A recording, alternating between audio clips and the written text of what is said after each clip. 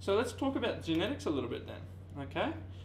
But before we do, let's just ask this last question. When did health become to mean a lack of medical diagnosis, okay? When is this true? See, a doctor will say you're healthy if he can't label you with one of his terms. Or you know, you got high blood pressure, you got sciatica, you've got scoliosis, you've got this, you got that, okay? They stop looking at function.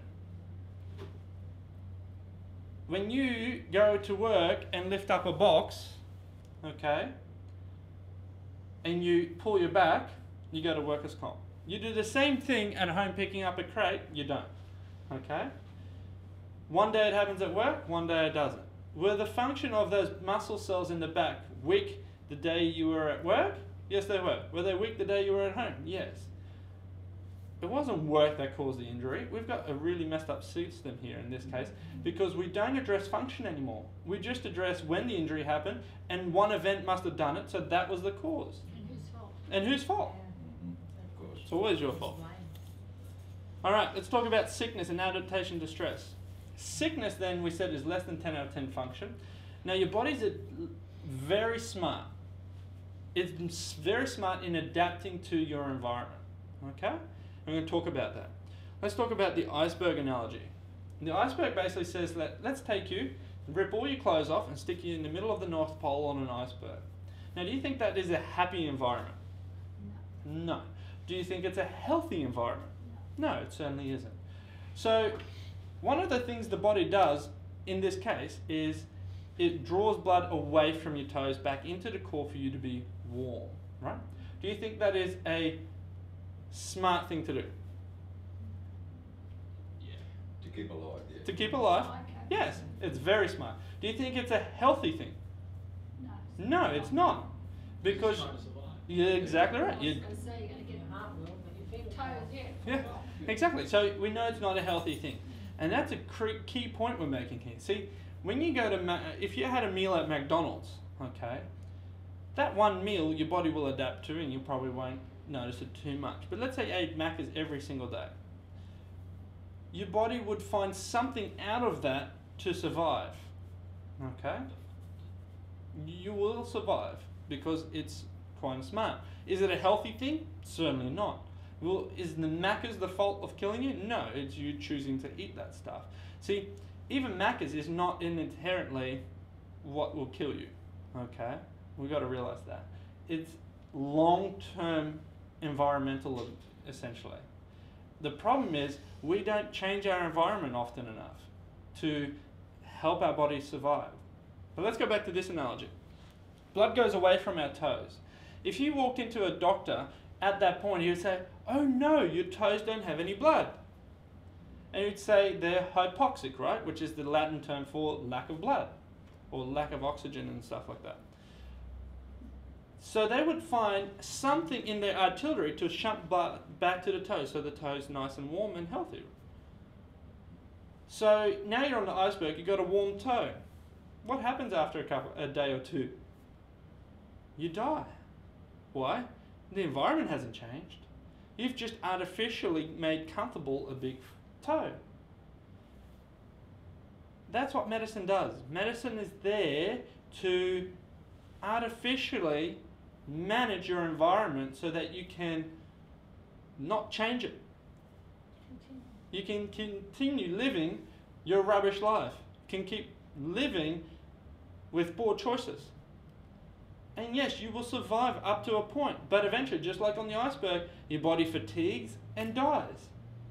Now we find that majority of people do this around the age of 80. But how many people at the age of 80 are on no medicine? Not many. No. Because a lot of people are being artificially managing their lifestyles. And it's a scary thing. See, medicine creates a drug to artificially shunt blood to the toe. You've got a happy toe, the environment hasn't changed. See, your environment is the lifestyle choices you make. And if you keep, to some extent, allowing certain choices to continue, you will kill yourself. It's said that 30% of the European population died from the Black Plague. 80% of our current population worldwide is dying from lifestyle diseases, chronic illness. People are killing themselves. It's suicide by Western lifestyle. It is scary. Let's keep moving. Epigenetics, let's go, because this is a very hot argument, the genetic sort of stuff, okay? But we already said we're not genetically programmed to get sick and die. So really, genetics is not really to blame. But let's go talk about it. We've got to talk about epigenetics. And epigenetics talks about how the genes function in the environment. See, if you've got gene A and gene A next to each other, and you shove gene A in a month full of Macca's diet, and gene A, the second one, in a month full of raw veggies, healthy water, and a little bit of exercise, and all the things we know inherently that are good for you, which one do you think is going to express better function at the end of the month? The second one. Second one, obviously. See, the genes can only respond to the environment they're placed in. And I know that's a tough call when you've got little kids dying of cancers and all this kind of stuff. But in the end, that's what death is. It's uncomfortable to talk about. Yes, those kids didn't choose their lifestyle. Parents often do. And even then, we don't know what their parents' lifestyle was before they fall pregnant. It's not comfortable to talk about. And yes, there is a certain amount of genetic things that will affect the overall health of a body. But for the most part, when we're talking about chronic illness rates and so forth, certainly isn't. Because the Empire, if we took the Empire State Building and filled it up with genes, okay, each one of us would differ by about a couple of pages. Not in per floor, but in the whole building, couple of pages. And if we took our genes essentially to be a cookbook, a big cookbook, and the cookbook is full of recipes, okay, then your environment essentially serves as the ingredients. But you ultimately are the cook. You get to choose the ingredients. You get to choose your environment. So you also get to choose how your genes are expressed. Every time you make good choices, you're giving your genes an ability to express more function, more health, genetically programmed for health and well-being. The more you starve yourself of good choices, the more your genes are going to just express less than optimal health and well-being. Over the last 50 years or more, our genes haven't changed one bit. They just haven't changed. When they did the Human Genome Project, they actually found less than what they thought they were going to find. But the rates of illness have doubled, quadrupled, they're just going skyrocketing. Countries are going broke because of it. See, poor choices will equal poor health. What is going to get you well? What drug is there to substitute a poor diet? Lipitor, you know, high cholesterol sort of stuff. Cholesterol inherently isn't bad because you all got cholesterol in your body now. But why does cholesterol turn bad? Because cholesterol gets shoved into the blood when the body is under high stress. And do you think eating a poor diet is stressful to the body? It certainly is. Lack of exercise is stressful. The body doesn't differentiate between that sort of stress or work stress. It doesn't know the difference between being yelled at by your boss or eating a hamburger. It doesn't know the difference between not doing any exercise through the week or not meeting a project deadline. It just doesn't know the difference. It produces the same body chemistry. What surgery is there for an inactive lifestyle? There just isn't. See, function is something that you need to control. There's nothing out there that can substitute that. There's no drug out there that improves the function of the body. I can say this pretty confidently. Not one drug has made a person well. It might have eliminated their symptoms, but it's not made them well. Fire department analogy. This is just sort of a little bit between chiropractors and medicine doctors, essentially. If you think of the fire department, their main tools are axes and hoses, right? So if you've got a house that's burning down, who do you call? The fire department, exactly right. And if you call them early enough and they get there quick enough, they might rescue your house. Are you grateful? Eternally. Absolutely grateful. So now the house is absolutely smashed to bits. They've smashed all the windows and you know, shoved hoses through there, hosed it all down, dripping water and everything. Do you call them to repair the house again? No. It's not their tools. It's not their trade. And let's go even further. Would you call the fire brigade every 6 months to come in and just blast all the windows and hose your house down to prevent a fire? You don't. That's medicine. Medicine is there in a time of crisis, and they're very good at it. They're very good at saving your life. They're very good at helping you in crisis, because that's their tools, that's their trade. But yes, chiropractors are designed to be the repairman, okay?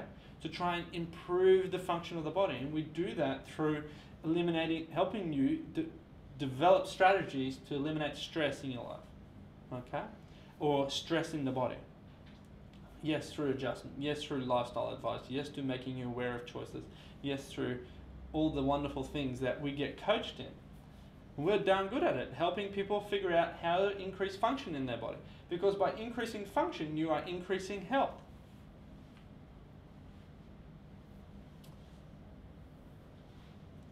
And think about insurance, actually. Insurance is a very funny point, because the insurance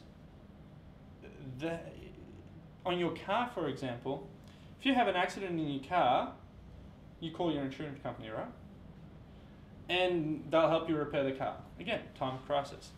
Does the insurance company pay for your monthly servicing or your 6 monthly servicing? No. But why do you service your car? Because you want it running well, you want it to be reliable, you want to get best performance out of it.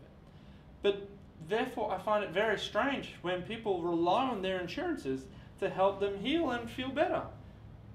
But that's what the insurance company is not interested in. They're interested in helping you in crisis. And will give you a little bit to deal with crises. It's really silly to rely on your insurance company to provide you with the health care to heal your body. Medicare as well may seem free, but essentially you're paying squillions of dollars for people to stay sick. And we'll talk about that in a sec. The problem then is between doctors and chiropractors is you may have heard that there's a little bit of animosity between the two. See, doctors say chiropractic doesn't work in fighting fires. But chiropractors have always said we're not interested in fighting fires. And so they'll say, no, you can't put out fires, you're useless. And we say, well, we don't want to put out fires. And we want to help improve function. But you can't put out fires. And they say, no, we're not interested. And and this argument between being able to deal with crises and save lives and improving function. They're two different scopes of thought. You need to make up which one makes sense for you, which one is logical, and sometimes you have to put out the fact that, yes, our science may not be randomized, double-blind, so forth. But does it make sense? Is it logical? Let's go through some stats, and these are all basically from a workshop that Dr. James did, and it's absolutely fantastic. All right, stats. 46% of the population leads a chronic illness, which is 78% of all the dollars spent within our country. The number of scripts per person is doubling every 10 years. If we're getting healthier and living longer, why is this happening? Chronic illness is increasing. Drug use is increasing. Why are people not healthier? You should ask your doctor. Why aren't people getting healthier? Oh, but they're living longer. But are they healthier? No. We're just keeping them alive between 60 and 80. Yeah. Dollars spent per capita. $501 million on heart disease. $430 million on cancer. Do you know, in Australia, these are Australian stats from the Australian Bureau of Statistics, 6.2 million people are dying from cancer-related disorders, okay? Which is that 1 in 3 stat that they talk about.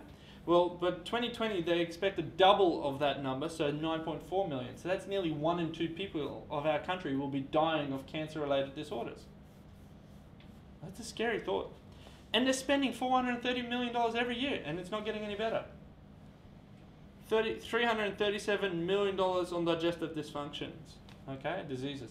Yet every year you'll get marketed, hey, eat this pizza at McDonald's, and then they go, here's my Lanta. Okay?